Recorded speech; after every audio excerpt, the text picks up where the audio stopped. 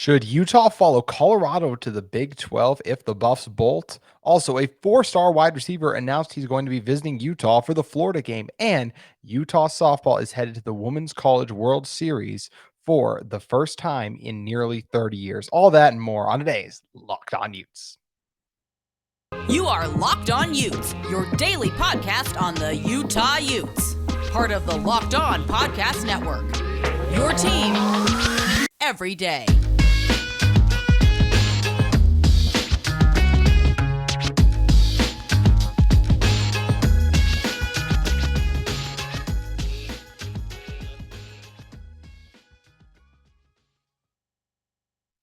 Hello, everyone. Thank you for making Locked On Utes your first listen every single day. We are available on all platforms, including YouTube and wherever you get your podcast. If this is your first time listening to our show, make sure you guys like, subscribe. You can also hit us up in the comments. We'd love to interact with you guys there or on social media. You can follow our show at Locked On Utes or my personal handle at JT Wistrcill. On today's show, we got a lot to dive into for a Monday kind of football or school off-season show, and it's not completely off-season obviously because of what Utah softball just did. We'll touch on that at the very end of the show. Also talk about a four-star receiver who's going to be visiting the Utes during the Florida game on August 31st.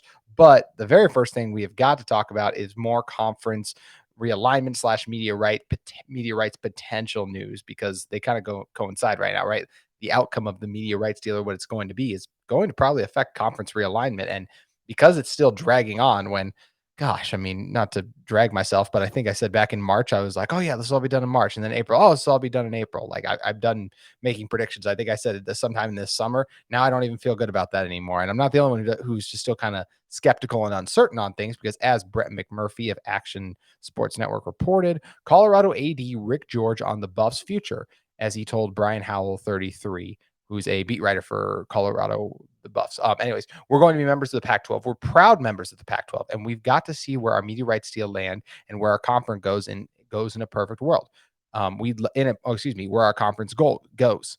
In a perfect world, we'd love to be in the Pac-12, but we also have to do what's right for Colorado at the end of the day. We'll evaluate things as we move forward. It's a very politically correct answer, what everyone's going to say, right? But there's also some things he didn't have to say. He could have been, look, we could have done what like Mark Harlan did, right? Tweeting out like, oh, this is I don't even remember exactly what the language of Mark Harlan's tweet was off the top of my head now, but basically dismissing reports about the Pac-12 disbanding. But this is kind of the first time, at least that I can remember, we've heard an AD, like especially someone like a Rick George, who could be in Colorado, could be very involved in the future of the conference. Obviously, they've been such a non-factor in football for so long, but now with Deion Sanders and just how prevalent they're going to be in media rights discussions, just because at least for the next 3 to 4 years, you can get Deion Sanders on your television, and that has a lot of value to me. So it makes sense to me that they are trying to leverage that a little bit, at least because these deals seem to be going for like that 4-year range, which is how long I expect Deion to be at Colorado. Look, maybe he could get out of there in 3 years. I don't see how he's get out of there in 2 years. I just don't see how you turn this thing around in 2 years and then another job that's maybe more desirable for him were to become open. But either way, I just think it's very interesting, the language of it once again, that he says, like, in a perfect world, we'd love to be in the Pac-12, but we have to do what's right for Colorado at the end of the day. So it does show like that at least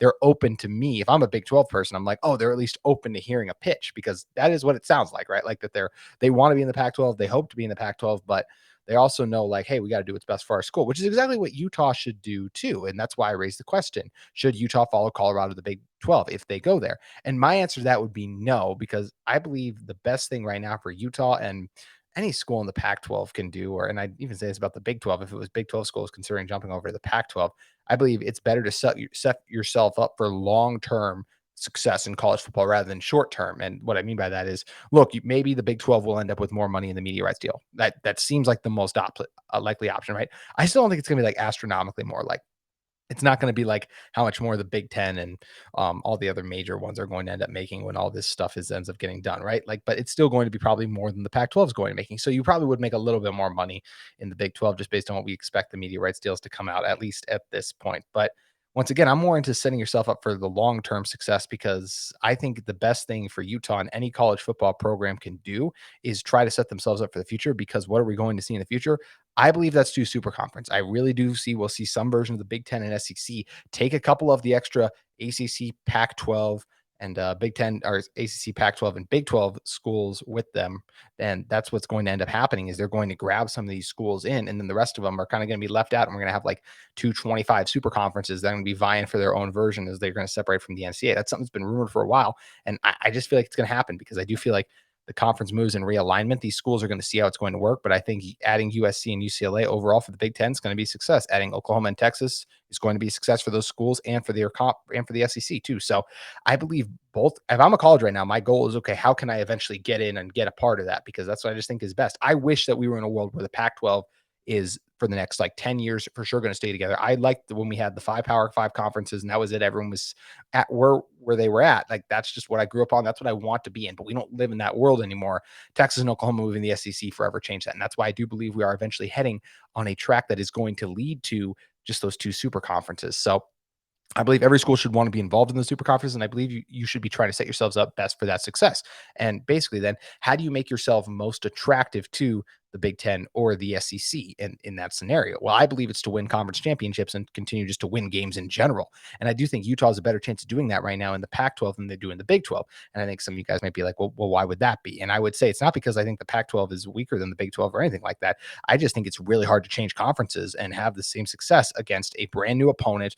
Also, you talk about the wear downs of travel schedule and everything like that. Like some of those late season road games, if your team is really beat up, like just the morale might be down a little bit if you have to go play a road game that long. Like, that's something that's going to be an issue eventually. Like, I could totally see like UCLA is rolling one season and then they got a long road trip out to a Maryland team. Like, they're way better then. And Maryland's going to beat them just because that's a long way away from home. Teams get tired the later in the season you go, especially that long of a plane ride. No one wants to do that when you got a game and everything to prepare for upcoming. Like, that just, it takes a toll on a team. So that's where I do think if Utah is then traveling like out to West Virginia and some of those places like that, I just think that's more of a toll. And look, I think Utah would do better than the Big 12 right now than like a BYU is going to do because they're at different positions as programs, right? Utah coming off all the success, BYU coming off a down year. I just feel like Utah would be set up better for success than, let's say, the Cougars are. But I just think it's really hard to go into a new conference in a year like that and be able to have that success really quickly. Like, that's just something that isn't really common to me. And look, this is uncharted waters, right? We haven't seen schools and go and make these more lateral moves, right, to conferences, because that is what a Utah to the Big 12 would be. They're already another Power 5 conference. They're making a lateral move. But for example, the one I'm really interested to see is USC going to the Big 10. USC can be a top 4 Big 10 team to me, like right away, just in terms of program and where they're at. Like, it should be Ohio State, Michigan, Penn State, and USC right away. And Wisconsin, a few of the other ones, Iowa, maybe if they're get good again, that could be hard because you have to score points in order to do that in today's college football world. But either way, like, it takes time to get up to that level. That's where Texas and Oklahoma, it's going to take some time to me before they're vying for SEC championships. And maybe they'll get a recruiting boost, they think, from going to the SEC. I'm not 100% sure. And that's the other thing too. I just don't feel like Utah's already recruits. Would they recruit maybe a little bit better if they were in the Big 12? Maybe, but I feel like then you might lose some of that California, the footprint you have there, because some of those guys might be like, man, I kind of want to stay and play in the Pac-12 schools. But I mean, that might not be the case either, because some of those guys might be like, well, that's the reason they're still going to go to USC, because they want to be on the big stage. But either way, like I said, I feel like they're more set up to be successful in the Pac-12. Another thing that's really important to me is you just know the tendencies of these coaches and so many of these programs, and you know these teams, and you've been playing against a lot of the same players. You throw that all out basically when you go and take on a Big 12 team, these Big 12 teams like that. Like, yes, there's turnover in college football, right? Like, this year they'll face Kenny Dillingham for the first time, for example, at Arizona State. Like, he might do some things differently, but that's the only one. Like, yes, last year was rare because you had Lincoln Riley in his first season, and I can't believe I'm blanking on the coach of Oregon right now, who we've talked about, and Dan Lanning numerous times on the show. But like, that was rare when you have 2 major coaches like that. But think about all the other coaches are common guys. So you know what kind of system you're getting. You've defended it before. You've seen in game. You know what kind of adjustments, things like that they typically try to make. You don't get that same sense when you go to play in the Big 12 because you're learning all that stuff new. So there's just a lot of new. It's just hard to be at your best when you're experiencing new stuff. It takes time, just like it took time for Utah to get up to level in the Pac-12. And once again, it's more of a lateral move. So I think it would be a lot shorter than it took them to go from the Mountain West to Pac-12 prominence. But it's something that just takes time. So I just feel like Utah's best bet is, even if Colorado were to leave, that's fine. Buffs can go do whatever they want. Utah's best bet to me is to stay in the Pac-12, continue to vie for and try and win conference championships. So that way, whenever the media rights deals are up, I do think that Utah will be able to have boosted their brand a little bit if they can have a little bit of a Pac-12 dynasty where they've won, maybe, let's say they could get it up to even like maybe 6. 6 is a lot. Let's go 5 championships in the last like 7 to 8 years. Like that, I like that one. Let's go 5 championships in the last like 8 years. Like, that is really attractive to me. If I'm a team that's looking to add a school, it's like, hey, Utah's got a good fan base. Like, they continue to be really good. And look, yes, there are certain markets and teams, you see the California market, all those things that sell games. What also sells games for TV markets is good opponents taking on good opponents. That's something that I think Utah could provide. One of these marquee power super conferences is they can bring in a brand of one of the teams that's been consistently ranked in the top 10 of college football. So you're going to consistently have these big money games where it's like you're going to have a team where you're going to have a top 10 matchup, which adds a lot of value. Yes, the Salt Lake brand and Utah brand doesn't carry the same as the California in terms of like that media area, but at the end of the day, there's a lot of college football fans out there, right? I mean, all you guys are listening to this podcast who are just going to be channel surfing, and then they're going to land on this game and be like, oh man, this is a top 15 matchup, or they're going to schedule their day like, man, I want to see those two teams play each other because those are two really good teams. That's where Utah can add value to me. And that's why I think it's best for them to stay in the Pac-12, turn themselves into just continue to win, continue to find that success. And that way you set yourself up for future success and to be appealing to the super conferences. Cause I just don't think it's worth making a lateral move and why would you break a good thing if it's a good thing to me? That's where I just wouldn't mess it up if I'm Utah, especially when you could be setting yourselves up for what's going to be the future of college football once again. So it's going to be interesting to monitor and watch and see how it all plays out. Something else is going to be really interesting to see is what ends up happening for Utah as they're in the running for Jason Robinson, who has made Utah one of his first official visits, first of 3. We're going to talk about him in just 1 second. But first, got to talk to you guys about our friends at Built Bar. Looking for a delicious snack, but don't want all the sugar and calories? Then you need the best tasting protein bar ever built. You got to try this. If you're like me and you want to make healthier snack choices, but you don't want to compromise on taste, I've got just the thing for you. Built Bars and Built Puffs. Built Bars are healthy and they taste amazing. Seriously, they taste so amazing. You won't think they're good for you, but you have got to try this. What makes Built Bars so good? Well, for starters, they're all covered in 100% real dark chocolate. That's right, real chocolate. And they come in unbelievably great flavors like churro, peanut butter brownie, and cookies and cream. I'm not sure how Built does it. These bars taste like a candy bar while maintaining amazing macros. And what's even better is they are healthy, only 130 calories and 4 grams of sugar with a whopping 17 grams of protein. And now you don't need to just go to built.com. You can still go to built.com, of course. They got a great selection for you, but you can also head to your local Smith's or Sam's Club to grab your box of Built Bars today. So once again, head over to your local Smith's or Sam's Club and grab your box of tasty and healthy Built Bars. All righty, come back into this one.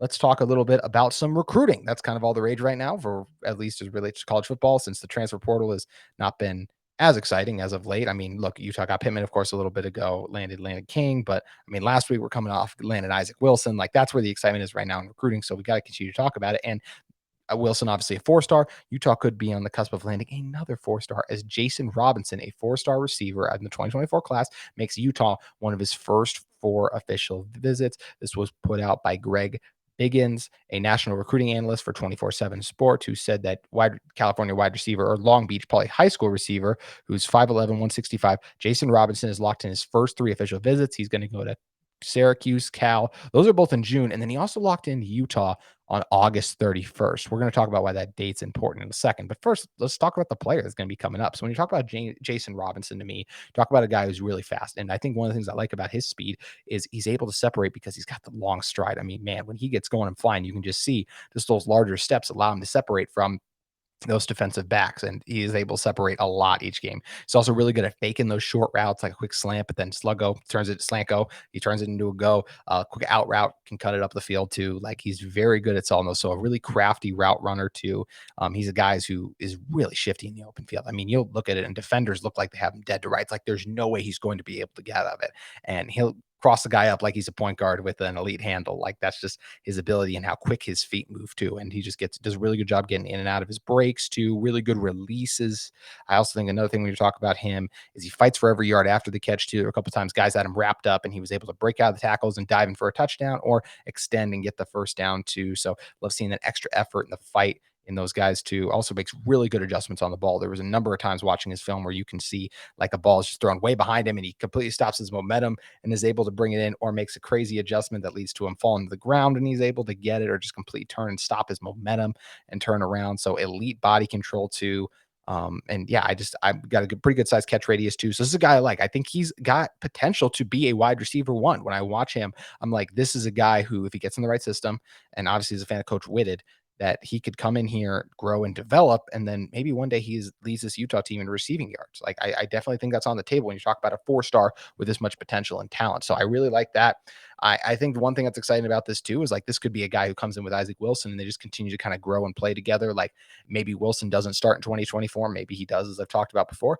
If not, I just feel like him and Robinson are going to be hooking up a lot in practice and growing that kind of chemistry for eventually when it is Wilson's time, when it's Robinson's time, they'll be ready to go. So Isaac Wilson said before that he wants to recruit, get more explosive. Just mentioned how he wants to recruit, like add more guys. And I'm sure this is a guy he's probably slid in the DMs of if not super recently, like is probably going to before he comes up to Utah, just being like, hey, wouldn't this be fun to like play together? Because yeah, I think that is definitely something that those two could be communicating about. So that's one thing. And then the other thing I really like just in general, I mentioned I really like Robinson's game. The thing I really like about his visit time is that it's August 31st. I really like that it's his last visit and it's not until August. And he's going to see those other two schools. He'll be able to sit on them all summer, right? Go up there, get a feel for the campus, spend some time, do all that stuff. Like that's all really good too. But to me, I really like that's August 31st because what does that mean? He gets to see a game in Utah. And when you're assessing a game day atmosphere, that's where I think it's really cool. Like, and that's going to be his first impression too. It's going to be the Florida game. It's going to be loud. It's going to be rowdy. And look, when you're a competitor and an athlete, I think these guys want to play in the biggest and brightest stages and all this stuff. And they want to make memories like it's just places that just make them like you step into stadiums and you're just like, wow. And Rice Eccles Stadium has that kind of a power. I mean, I've been lucky enough to go to some of the games over the past few seasons. Like the one that stands out to me, I know everyone talks about the Covey punt return. That was incredibly loud too. I was up in the press box for that one back when I was an intern. So while it was still very loud, the one moment that really sticks to me when you're talking about like just how loud, crazy, and just that special kind of like college football atmosphere is when I go to the USC game. And I'm talking about one play and moment in particular when Cam Rising powered in that 2-point conversion. Those of you who were at Rice Eccles Stadium know what I'm talking about, how loud it got in the venue was, I mean, incredible. It was one of those moments like gave you chills, like you're just looking around, you're being like this. I'm just glad I'm here right now because it's so cool to be in this moment where everyone else is so overjoyed. Like you just saw such a historic play and something happen like that. And who would not want to play in front of 70,000 screaming fans, like especially that diehard and passionate like they were in the USC game. So if you could get some version of that too, like get them out to a game day, show them how special this can be. This is one of the rare recruitings where fans can make a little bit of an impact to me, right? Like you guys do a great job of supporting these recruits, like messaging, not messaging, but just commenting under their posts, being like, really,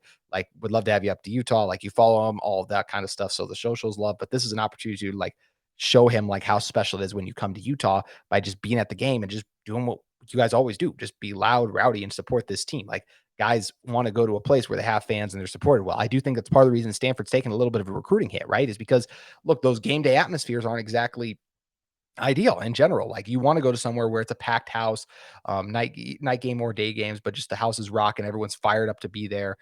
It's a packed house once again. Like that's something that Utah could provide. So I love that it's August 31st.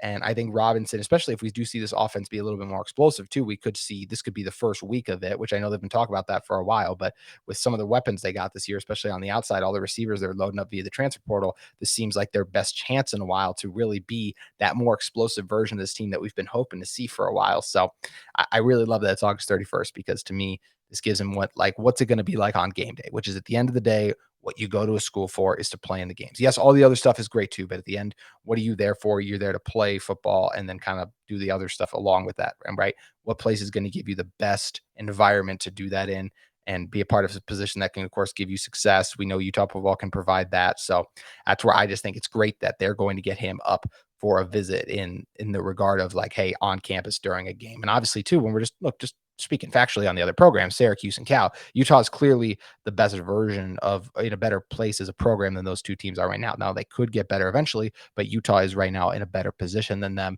And look, maybe just because of how Utah's receiver production isn't as potent as maybe some of those schools, maybe that's why those could be a little bit more appealing for the 4-star. But as I said, you get him up to Utah, you pitch him on the vision that they have for him in this offense, and I think it could lead to him wanting to join this program very quickly when he sees how special of an atmosphere Rice Eccles Stadium can be. So it's going to be fun to watch and see how it all plays out. And speaking of special atmospheres, you know what was a really special atmosphere? Utah softball and Dumke family softball was just incredible this past week. I mean, oh my gosh, every time I turned it on my TV, I think I've mentioned this in the pod. Like I have called games at that stadium in the regular season back in 2022 and 2021. And look, obviously postseason play is different, but just to see the Burr or whatever the grass area is always called, I always mess that up when I'm talking about ballparks. That full with people and just the stands packed. And it's on ESPN. Like that was just, it was so cool. I mean, it was awesome. I was so happy for the team, so happy for Coach Hogue, and so happy for the program. And not just because they got that exposure, hosting a super regionals, but because they of course won. Look, they lost the first game 3-4. We wondered kind of how would the team respond. They were exceptional in the second game on Saturday, won at 10-1, and then Sunday, how would they do? A 7-2 victory. It was great to see them go out. I mean, Utah scored those 4 runs in the bottom of the second.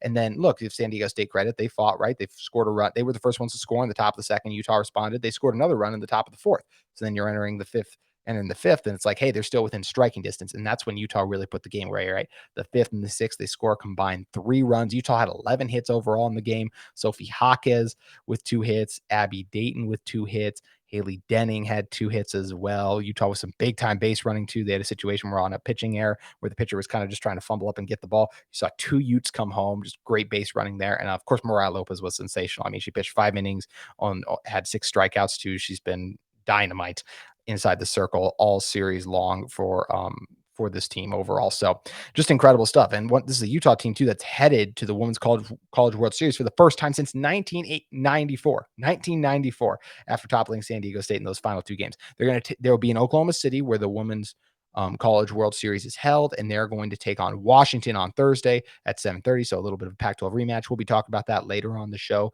We'll have Michelle Bodkin come on and join us on Wednesday's show to preview that matchup. But overall for Utah, this is their 6th appearance, and it goes down as the program's first ever to win in a super regional series. The Utes are also 42-14 in 2023, their highest winning total since 2000, and the 5th time they've ever piled up that many victories. And overall today, as I mentioned, that's 7-2 victory over San Diego State. Just the resilience of this team, right? All season long, didn't enter the Pac-12 tournament as the top seed, fought their way each game, then was able to win, was able to claim victories over Ole Miss in the regionals, then the super regionals. They get it done against San Diego State after losing the first game. That can be hard to come back from sometimes, right? You lose that momentum at home. You're all amped up, excited going into it. How are you going to respond?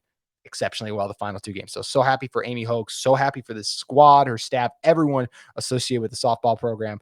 So great to see him jump in the pool after some of these victories too, and being able to punch their ticket to go to the Women's College World Series in Oklahoma City. So I'm really excited for them. I think it's a great opportunity. They deserve it. And this is one of those things when you get to Oklahoma City, like just get there and then let's see what can happen, right? They weren't supposed to win the Pac-12. No one going into the year thought they would be in this position, and yet here they are. So I'm really excited to see what this group can do. Hats off to them, and we're definitely not done talking about them. But just for now, just congratulations. I know they've been celebrating. This is recording this Sunday night. I'm sure they've been celebrating and enjoying it as they absolutely should. What a season. What a performance these 2 games against San Diego State after dropping the first one too. So much fun, and go Utes on Wednesday. It's going to be a lot of fun to see how it all plays out. Just like it's going to be another fun week on Locked On Utes. We got recruiting news coming up. We'll talk a little bit about softball, even basketball's doing some things, and we'll react to some of the other news that's going on around about Utah football and going on in the Pac-12 as it pertains to Utah. But that's going to do it for our show today. So thank you guys as always for listening, and we'll see you tomorrow on Locked On Utes.